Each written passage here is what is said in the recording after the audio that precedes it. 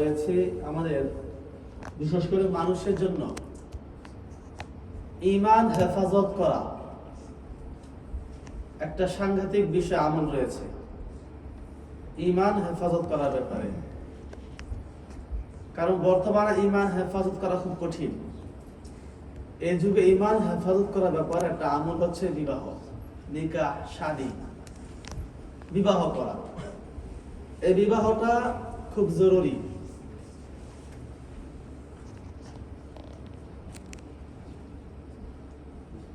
কারণ আল্লাহ রাসূল সাল্লাল্লাহু আলাইহি ওয়াসাল্লাম ইরশাদ করেছেন, ইয়া আইয়ুহাশ শাবাব মান ইসতাতাআ মিনকুম আল-বা'a ফালইয়াতাযাওয়াজ। যে সামনে আসে এই যে জায়গা ফাঁকা আসলে, বিবাহ খুব জরুরি, খুবই জরুরি। বিবাহ এমন একটি আমল, এমন একটি ইবাদত যেটি ईमान की हिफाजत करे। निकाह शादी करना है, ये बहुत जरूरी है। शादी करना, ये शादी ईमान को हिफाजत करते हैं, शादी ईमान को हिफाजत करते हैं, इसलिए शादी करना बहुत ही जरूरी है। तो शादी এটা সাধারণভাবে সুন্নত, সাধারণভাবে সুন্নত, একটা আমল, সুন্নত আমল। কিন্তু ব্যক্তি বিশেষ এটা কখনো ফরজ হয়ে যায়। বিবাহ করা তো সুন্নত থাকে না, ফরজ। ব্যক্তি বিশেষ এটা কখনো ওয়াজিব হয়, করাটা ওয়াজিব। ব্যক্তি বিশেষ এটা কখনো সুন্নত, ব্যক্তি বিশেষ কখনো এটা করা মুস্তাহাব, নফল। ব্যক্তি বিশেষ বিবাহ করা হারাম, বিবাহ করাই জায়েজ নাই। ব্যক্তি বিশেষ বিবাহ করা মাকরুহে তাহরিম, মাকরুহ। এই হচ্ছে বিবাহের হুকুম। সবার জন্য বিবাহ সুন্নাত, বিষয়টা এমন না। সবার জন্য বিবাহ ফরজ, এমনও নয়। বা সবার জন্য হারাম, এমন নয়। সুতরাং মুতলাক আমল হচ্ছে এটা সুন্নাত, কিন্তু ব্যক্তি বিশেষ এটা হুকুম চেঞ্জ হয়ে যায়। এজন্য বিবাহ করা জরুরি। বিশেষ করে নবীজি বলেছেন, ইয়া আইয়ুহাশ শাবাব, হে যুবক শ্রেণী, যুবক দল, যারা এখনো বিবাহ করনি, ফালইয়াতাযাওয়াজ, সে যেন বিবাহ করে। মান ইসতাতাআ মিনকুম আল-বা'আতা, যে বিবাহের সামর্থ্য রাখে, তখন নবীজি বলছেন তাকে বিবাহ করার জন্য। আয়ে জওয়ানো ওয়ালু, यंग जनरेशन, तुम शादी कर लो। जिसको शादी करने का तौफीक है, जिसको शादी करने का ताकत है, वो शादी कर लो। ये नबी सल्लल्लाहु अलैहि वसल्लम ने किया, शादी करने के लिए बोला। तो सबके लिए शादी सुन्ना नहीं है, किसी के लिए शादी वाजिब है, फर्ज है, मुस्ताहब है, किसी के लिए हराम भी है और सुन्ना भी है। तो जिस बंदा शादी करने के बाद शौहर बीवी वाइफ को मुहरना देने की ताकत नहीं है, या उनसे जमा करने की ताकत नहीं है, तो उनके लिए शादी करना हराम है। शादी करना हराम। मुहरना भी नहीं है, ताकत भी नहीं है जमा करने के लिए, या उनको रहने सहने को जगह भी नहीं दे सकता, तो उनके लिए शादी करना हराम। হ্যাঁ, যার কোনো টাকা পয়সা নেই যে স্ত্রীকে মহারানা দিবে বা ভরণ খানা পিনা ভরণ পোষণ দিবে, থাকার জায়গা দিবে, এরকম নাই, সামর্থ্য নাই। হ্যাঁ, এমনকি সে তার সাথে সহবাস করার সামর্থ্য নেই, তার জন্য বিবাহ করা হারাম, সে বিবাহ করতে পারবে না। এক। দুই নম্বর,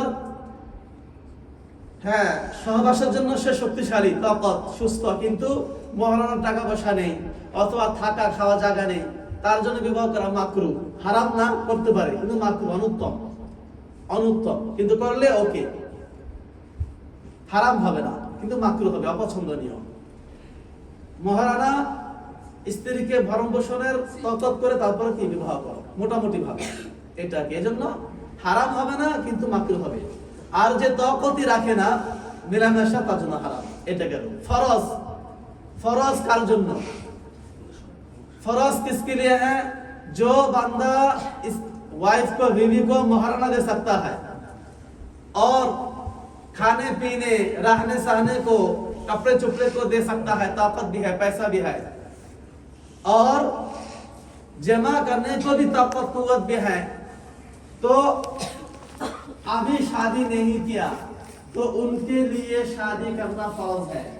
अगर उनको ये एहतमाम है कि वो जिना में मुब्तला हो जाए या किसी गुनाह में मुब्तला हो जाए तो उनके लिए शादी करना फर्ज। এমন যুবক যার শক্তি সামর্থ্য রয়েছে সহবাস করার এবং তার টাকা পয়সাও রয়েছে, স্ত্রীকে মহারণ দিতে পারবে, ওয়াইফকে খানা পিনা জায়গা থাকার ব্যবস্থা দিতে পারবে, এরকম সামর্থ্য আছে এবং তার এমন শক্তিশালী যে বেবিচার লিপ্ত হওয়ার সম্ভাবনা খুব প্রবল, বেবিচার লিপ্ত হওয়ার সম্ভাবনা প্রবল, জিনা লিপ্ত হয়ে যাওয়ার সম্ভাবনা প্রবল, তাহলে এই ব্যক্তির জন্য বিবাহ করে নেওয়া এখন ফরজ।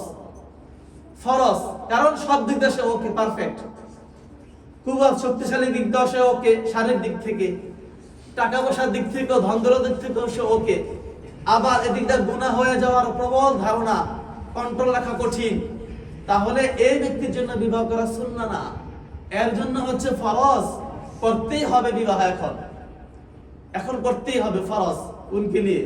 এই জন্য আমরা এটা চিন্তা করে দেখি এক নম্বর পর্যায়ে কে কে আমরা আছি।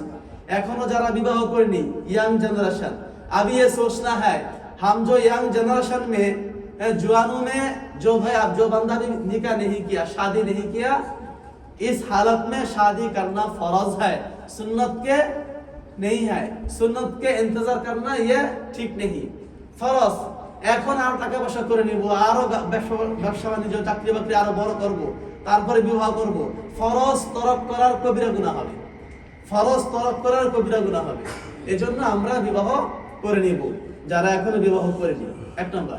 দুই নম্বর, যাদের মোটামুটি আলহামদুলিল্লাহ টাকা পয়সা আছে, সে জুয়ান সুস্থ, জুয়ান এবং সুস্থ, কিন্তু বেবিচারে লিপ্ত হওয়ার সম্ভাবনা তার দ্বারা নাই, এরকম তার পজিশন না শারীরিক দিক থেকে, যৌনতার দিক থেকে, তাহলে তার জন্য বিবাহ করাটা সুন্নাহ।